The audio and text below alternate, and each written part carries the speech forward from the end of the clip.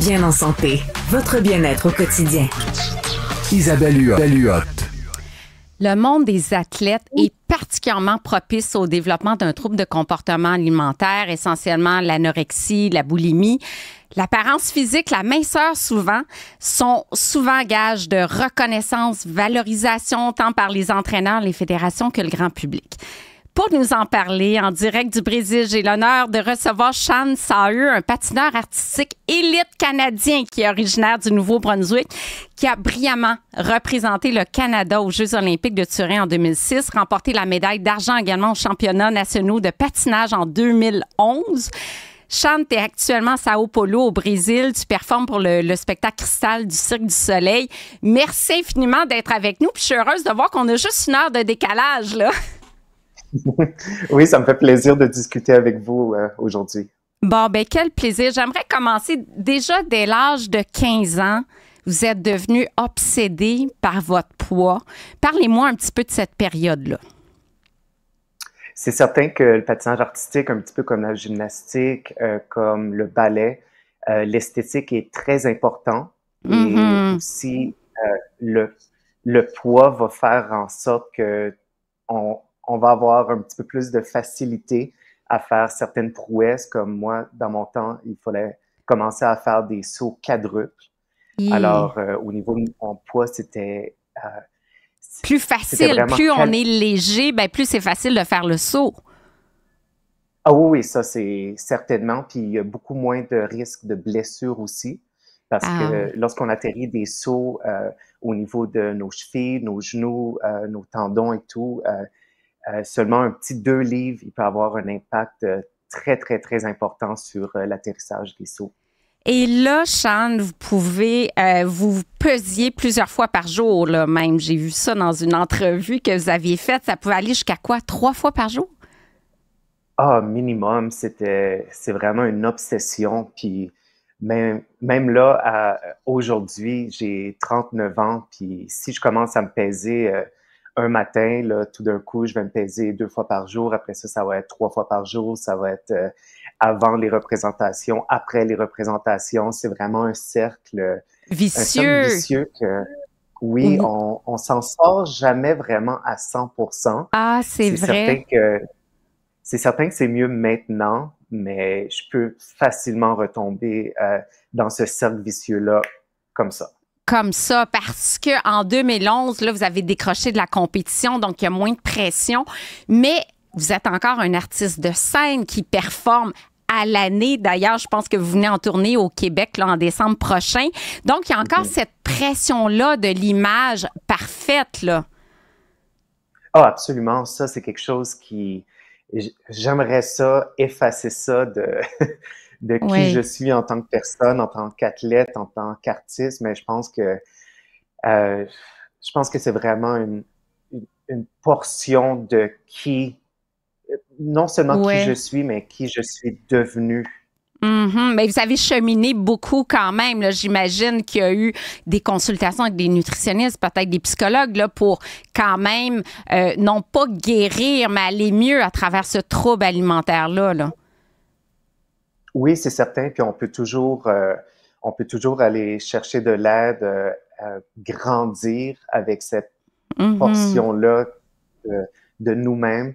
Ça sera jamais parfait à 100%. Mais si je suis capable d'aider seulement une personne à pas prendre le même chemin que moi j'ai pris, que je prends encore aujourd'hui, si je peux aider une seule personne, ça serait tellement... Le fait, Sean, d'être présent ici aujourd'hui et d'en parler, je suis convaincue que ça peut aider les athlètes, les jeunes sportifs également. Si on se reporte à Turin en 2006, on était pas mal au pire là, du problème alimentaire. Qu'est-ce que vous mangiez, par exemple, dans une journée type, là? Oh mon Dieu! Oui, je venais juste d'avoir 21 ans. J'avais vraiment pas beaucoup de sous, pas d'argent. Une épicerie typique pour moi, c'était à peu près 40 $ par semaine. Dans une journée. Déjà, au lieu de faire 3 repas, j'en faisais seulement 2. Ouais. J'essayais de pas manger passer une certaine heure. Je mangeais énormément de gruau. Ah ouais. Euh, oui, du gruau, ça, au moins, j'essaie de faire 2 repas par jour de De seulement du griot. gruau. Puis la Oui. pression, est-ce qu'elle venait des entraîneurs, de votre entraîneur aussi également à l'époque? Non, ça venait aucunement de mon entraîneur. Non? À chaque fois que j'ai parlé de mes troubles alimentaires, mon entraîneur, elle prenait vraiment, elle prenait mal. Même là, elle ne me suit aucunement sur aucun réseau social. Ah, OK. Euh, à cause des entrevues puis de la façon que je suis maintenant ouvert à parler de ces Mhm. problèmes alimentaires-là. Elle veut aucunement que son nom soit lié à ça. OK. Euh, OK. Elle a fait absolument rien de mal. C'est tout OK. ce que Fait j'ai fait dans mon cheminement, c'est quelque chose de personnel. ouais, c'est ça, pour mieux performer. Mais comment on pouvait performer aussi bien que vous faites aujourd'hui que vous l'avez fait dans le passé en mangeant si peu? Est-ce que par moment, il y avait des pertes de conscience ou des faiblesses qui se manifestaient pendant des entraînements qui sont quand même intenses, là? C'est certain qu'on ne peut pas être à 100%, mais c'est étrange, le corps humain, comment loin qu'on peut aller avant Mm. qu'il y ait vraiment des vrais problèmes. Puis, Mhm. veut pas, nous, au niveau de la performance, on a l'adrénaline. L'adrénaline est quelque chose de Oui. très fort. Alors, c'est certain qu'au niveau en compétition, l'adrénaline va nous aider beaucoup. Lorsqu'on va être en entraînement, là, c'est certain que, oui, des étourdissements, de la fatigue chronique. Euh, Mhm. oui, mais Ah oui, c'est en clair. compétition, en Et compétition, j'ai jamais eu de problème. Mais en j'aime. entraînement, oui. Non, ben justement, à cause de l'adrénaline, la compétition, on va chercher une énergie phénoménale, mais durant les entraînements, là, c'est plus difficile de performer. Vous disiez dans une entrevue qu'il y avait des commentaires positifs quand vous perdiez du poids. Fait qu'il y avait des commentaires, ah, mais bravo, Chante, t'as perdu du poids, donc tu vas mieux performer, ou c'est mieux comme ça côté apparence physique. Oui, c'est certain que j'en ai parlé un petit peu tantôt. C'est comme la gymnastique et le ballet. Mhm, L'apparence physique est très, très, très importante. Il y a un côté chorégraphique dans le patinage artistique aussi. Il n'y a mhm. pas seulement les sauts, les pirouettes. Il y a vraiment le look. Alors, c'est certain que quand on est un peu plus mince, on est capable de frapper des lignes qui sont un petit peu plus clean, que les juges vont aimer. Et Mhm. oui, Là, même au niveau des... Pardon. au niveau... non, j'écoute, Chan. Oui, même au niveau des autres compétiteurs, lorsqu'on voit quelqu'un Oui. quelques semaines après une compétition, disons 5, 6 semaines après une compétition, et on voit qu'ils ont perdu 5 ou 6 livres, on se dit, ah, OK, ils sont vraiment mindés, ils veulent vraiment cette médaille-là. Euh, oui, Et là, on le voit tout de suite. on le voit tout de suite, mais on est en plein cœur des Jeux olympiques. Est-ce que vous avez l'impression qu'il y en a plus par rapport à 2006 de troubles alimentaires actuellement? Et puis, on dirait que les gens en parlent pas beaucoup. C'est comme, on garde ça sous silence, alors que ça atteint beaucoup l'estime de soi. Ça peut amener une détresse psychologique.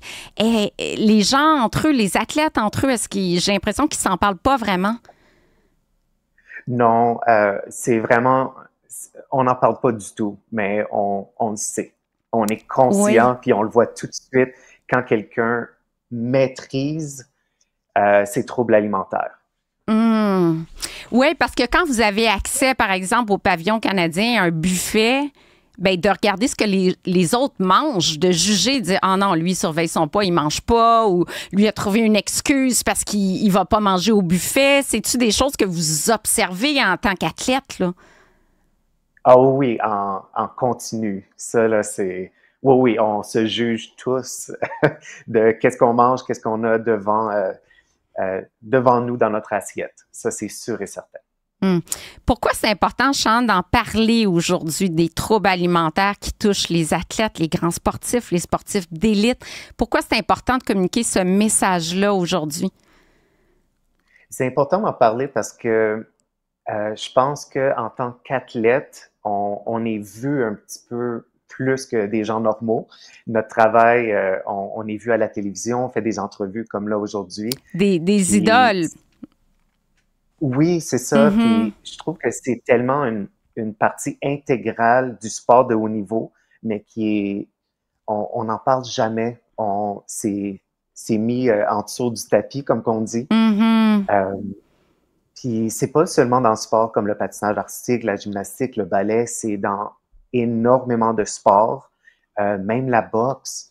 La boxe, que le poids est très, très, très important avant la pesée, avant un match. Oui, il y a beaucoup de sports qui est touché par les troubles alimentaires. On va recevoir, Sean, une judoka qui vient en studio nous voir, qui est de retour des Olympiques de Paris, donc la semaine prochaine, pour parler de son trouble alimentaire, justement.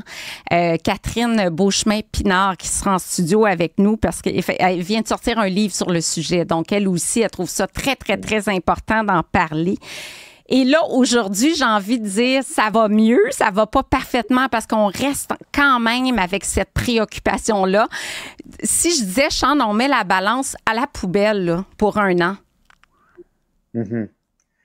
Ah, j'aimerais ça. Je l'ai déjà fait. Oui. Je l'ai déjà fait, mais ça revient par vague un petit peu. Mm-hmm. Comme il y a pas longtemps, ça allait vraiment très, très, très bien. Je pourrais même dire que les troubles alimentaires, c'était un truc du passé. Mm-hmm. J'ai eu une chirurgie au dentiste où est-ce que j'ai été obligée d'être sur une diète liquide pendant 2 semaines de temps. Oui. Affreux, affreux, affreux. Tout est revenu comme si que j'étais aux Olympiques hier, là. C'est fou parce que ça implique une restriction qui peut déclencher peut-être une compulsion ou une obsession. Les troubles alimentaires, ça reste fragile toute sa vie, puis on va recevoir un spécialiste dans un prochain épisode pour en parler.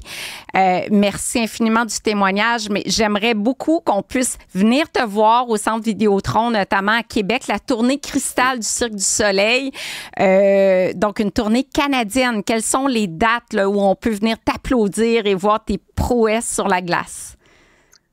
Oui, on va être à Québec, au Centre Vidéotron, je crois, les 2 dernières semaines de décembre en 2024, avec le spectacle Cristal du Cirque du Soleil. Ça a l'air merveilleux. Merci infiniment. C'est tellement important de venir témoigner sur les troubles alimentaires et je suis convaincue que ça peut aider plusieurs athlètes et plusieurs personnes qui vivent avec ces troubles-là également. Donc, en direct du Brésil, merci infiniment. Sean Sawyer, merci. Merci beaucoup à vous.